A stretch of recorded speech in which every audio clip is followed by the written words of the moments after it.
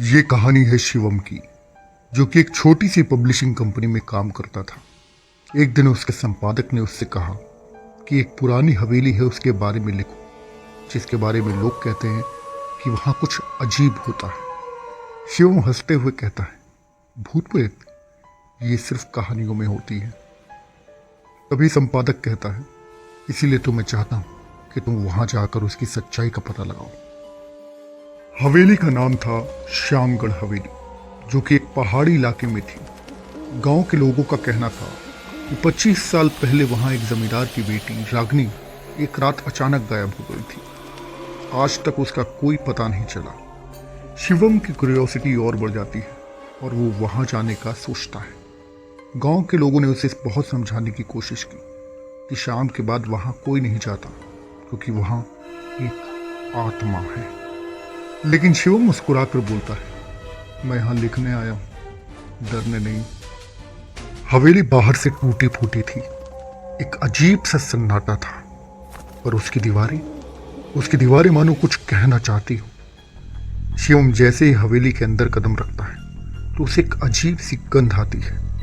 एक पुरानी घड़ी अभी भी टिक टिक टिक कर रही थी, जबकि वहां बिजली का कोई भी कनेक्शन नहीं था।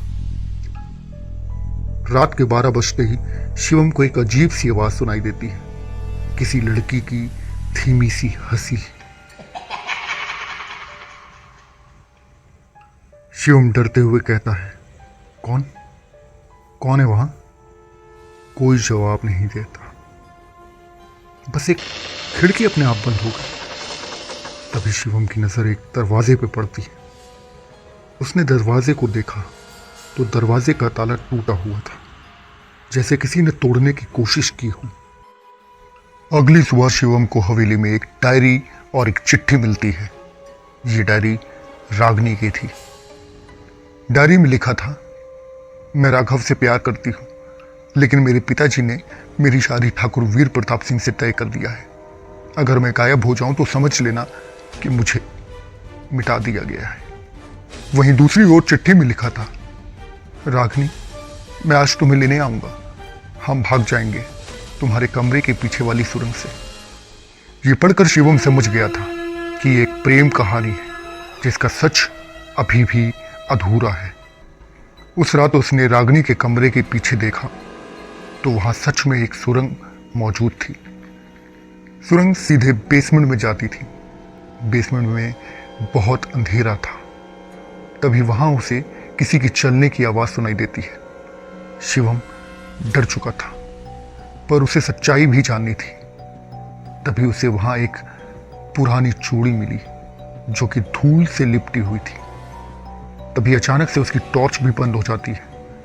कमरे में घुप अंधेरा हो जाता है और एक ठंडी हवा का झोंका आया और शिवम के कान में फुसफुसाया, राघव ने धोखा दिया।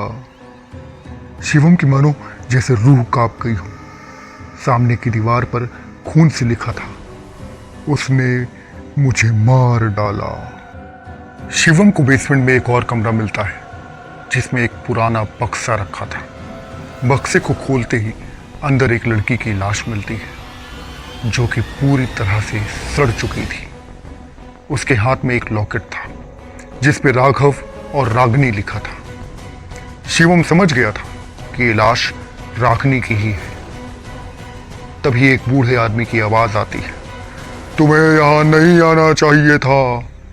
शिवम पलटा तो एक कमजोर सा बूढ़ा आदमी दिखाई देता है और शिवम को बताता है, मैं राघव का भाई हूं, मैं सब जानता हूं। राघव ने रागनी से शादी का वादा किया, पर जब बात नहीं बनी तो उसने रागनी को इसी सुरंग में मार डाला और घर वालों को कहा कि रागनी भाग गई। शिवम ने पूछा, और पुलिस ने कुछ नहीं किया। तभी शिवम को पता लगा कि घर वालों ने खानदान की बदनामी के डर से कभी पुलिस में बताया ही नहीं। शिवम ने सारे सबूत इकट्ठा किए और गांव के पुलिस स्टेशन में जाकर रिपोर्ट दर्ज कराई। पहली बार किसी ने रागनी के लिए आवाज उठाई थी। रागनी की लाश को हवेली के बेसमेंट से निकालकर पूरे सम्मान के साथ दफनाया गया। शिवम आखिरी बार हवेली जाता है, तभी एक धुंध दरवाजे से निकलकर आसमान में चली जाती है। रागिनी को आखिरकार मुक्ति मिल ही गई। शिवम की कहानी पब्लिश होती है।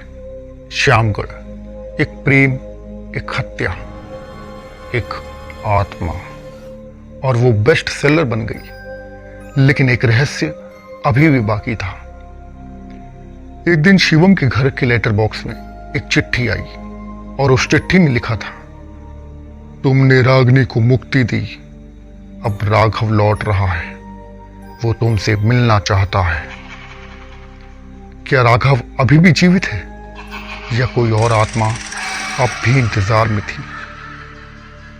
आपको क्या लगता है, क्या होगा शिवम के साथ?